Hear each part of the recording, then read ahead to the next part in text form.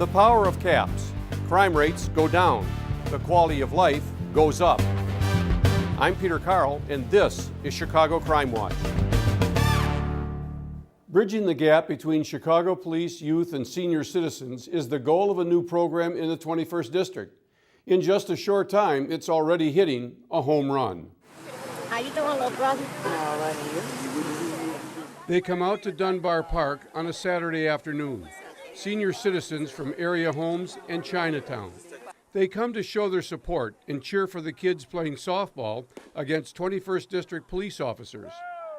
I've always been the cheerleader.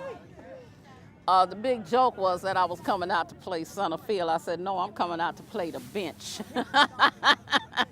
But whatever they have, I'm here. This softball game is one of the many activities for the Bridging the Gap program. Bridging the Gap started about 7 months ago as an effort to bring seniors, youth, and police officers under one roof to build relationships. We want to get it where when the youth are walking down the street and the seniors are walking down the street, the seniors won't be afraid of the youth and they'll just wave. When the youth see the seniors, they won't talk mean or nasty. They could just say, hi, how are you doing?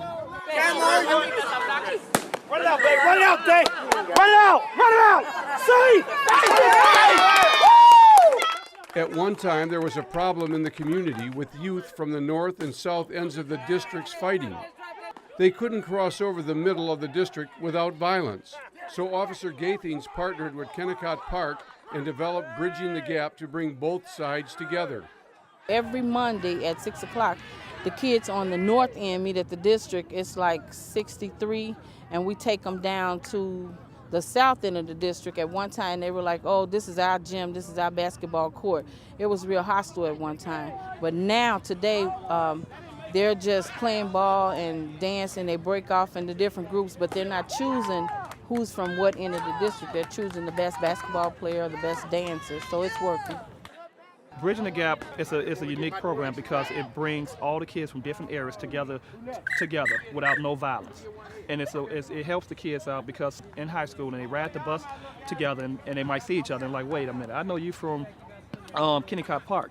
Down there, we Bridging the Gap. I like the Bridging the Gap because it separates the kids from our side and this side down here.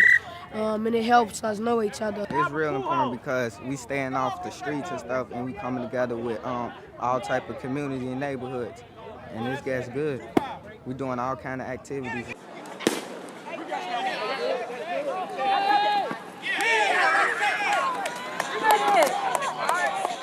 Besides working out relationships between the kids, Bridging the Gap tries to build positive partnerships between the youth and Chicago police.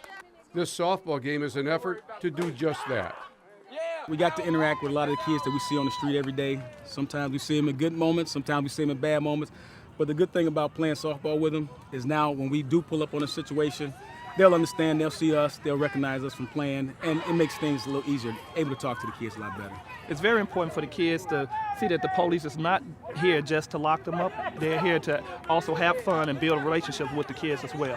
In the past, a lot of kids don't like the police, but now in the 21st District, about the police bonding with the kids and building more relationships so in case they have a problem, they won't be scared to come to the police and ask them, questions or ask them, tell them what their problem is, so it's really great.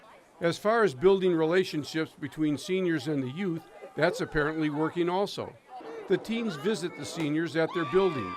They watch movies together, share stories, and even held a dance competition, all aimed at bridging the gap between generations. Our seniors and our youth in our community have gotten disconnected, and they need to be brought back together. The elderly don't need to fear the children, and the children need to learn respect. It's a learning experience. They need to know the seniors when they're out on the street. If they see our seniors, help them. Carry a bag, protect them, call the police.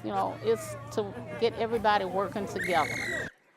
Next time we see them, they can know us now. We're like, hey, how you doing, Miss whatever, so-and-so. Then they be like, hey, Charles, how you doing? Get to know them, instead of them just like, I don't know that little boy, let me move around, not like that. So I think it'll really help. There are more than 150 kids taking part in the Bridging the Gap program. Whether they're involved in the choir, theater, dance, or sports programs, these youth are learning to work together, build bonds with Chicago police and the elderly, and put a dent in the cycle of violence. Overall, it's a success. I mean, you have to work at it, but it's a success. Oh, and what about the score of the softball game? After being tied 1-1 through the game, it came down to the bottom of the ninth. We had a man on second and third. We had Art Fikes, which was up to bat, no outs. They tried to cheat us and give us now, no outs. He hit the ball out to center field. The kid dropped the ball, and Max ran in for the winning run. And it's a wrap. And when we go out on the street today, I'll see every last one of those kids, and I'll remind them that we beat them. Good game. Way to go, team. Good hit, man. More than 20 police officers from the 21st District came out to the game, with more than 75 senior citizens on the sidelines. Officer Gathing says there are a lot more activities planned for Bridging the Gap. The Chicago Police Department's mission is to attack gangs, guns, and drugs. And another significant priority is preventing and addressing domestic violence. At police headquarters recently, police and civilian leaders gathered for a day-long awareness and training session. It's in every community, every neighborhood, every income source, every bracket. There is no face to domestic violence, and it's definitely a subject that we can't ignore. Those attending this citywide forum took part in a variety of presentations, including stalking, orders of protection, and shaken baby syndrome. That's it from the CrimeWatch News Team. I'm Peter Carl. Thank you for watching.